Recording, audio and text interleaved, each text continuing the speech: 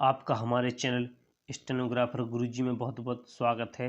अगर आप हमारे चैनल पर नए हैं तो कृपया चैनल को जरूर सब्सक्राइब करें। आज की डिक्टेशन न्यूज़पेपर से ली गई है जो अति महत्वपूर्ण है। डिक्टेशन को स्टार्ट करते हैं 3 सेकंड के बाद। स्टार्ट। राजनीति में कामयाबी के लिए कांग्रेस नेता राहुल गांधी को अमेरिका से मदद की दरकार है। भारत की मौजूदा राजनीतिक स्थिति पर वे अमेरिकी सरकार का रुख जानना चाहते हैं। वे यह भी चाहते हैं कि भारत में जो कुछ चल रहा है उस पर अमेरिका को कुछ बोलना चाहिए। अमेरिका के पूर्व राजनयिक और मौजूदा समय में हार्वर्ड के केनेडी स्कूल ऑफ गवर्नमेंट के प्रोफेसर निकोलस बर्न्स के साथ वर्चुअल संवाद के दौरान राहुल ने अपनी यह इच्छा जताई। शुक्रवार को हुए इस कार्यक्रम में केरल के वायनाड से सांसद राहुल ने कहा कि सत्तारूढ़ भाजपा द्वारा देश के संस्थागत ढांचे पर कब्जा करने के कारण ही आज कांग्रेस और सपा बसपा जैसी पार्टियां चुनाव नहीं जीत पा रही हैं। भाजपा ने मीडिया और वित्तीय संस्थाओं में वर्चस्व बनाकर अन्य दलों के लिए हालात कठिन कर दिए हैं।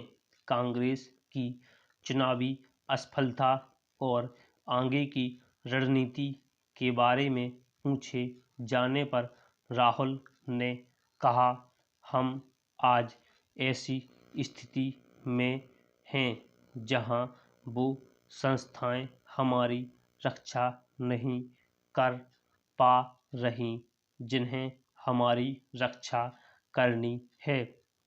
जिन संस्थाओं को निष्पक्ष राजनीतिक मुकाबले के लिए सहयोग देना है वो अब ऐसा नहीं कर रही। उन्होंने यह भी आरोप लगाया कि भाजपा को वैचारिक तौर पर पुष्ट करने वाली सहयोगी संस्था राष्ट्रीय स्वयंसेवक संघ विभिन्न संस्थाओं में अपने आदमी भरने का काम कर रही है। ऑनलाइन संवाद में उन्होंने असम विधानसभा चुनाव के दौरान भाजपा के एक विधायक की कार से ईवीएम मिलने का भी उल्लेख किया। इसके साथ ही उन्होंने दावा किया कि सत्तारूढ़ से लोगों का मोह भंग हो रहा है और यह कांग्रेस के लिए अवसर भी है। उन्होंने अपनी पारिवारिक पृष्ठभूमि का जिक्र करते हुए कहा कि उनकी हत्या ने उन्हें काफ़ी बदल दिया। उन्होंने कहा कि मेरे पिता अन्याय के खिलाफ लड़ रहे थे और कुछ ताकतें उन्हें ऐसा करने से रोकना चाहती थी। मैं भी अपने पिता की तरह अन्याय से लड़ता हूँ।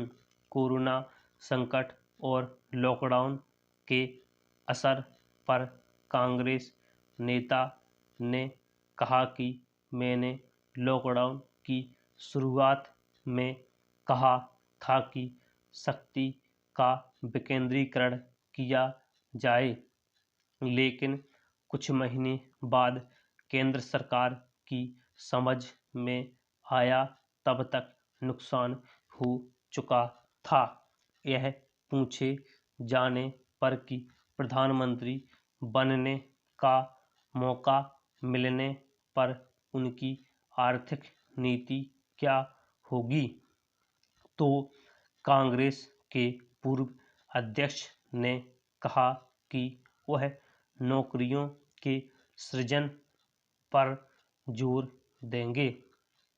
अर्थव्यवस्था को गति देने के उपाय से जुड़े सवाल पर कांग्रेस नेता ने कहा, अब सिर्फ एक ही विकल्प है कि लोगों के हाथों में पैसा दिया जाए।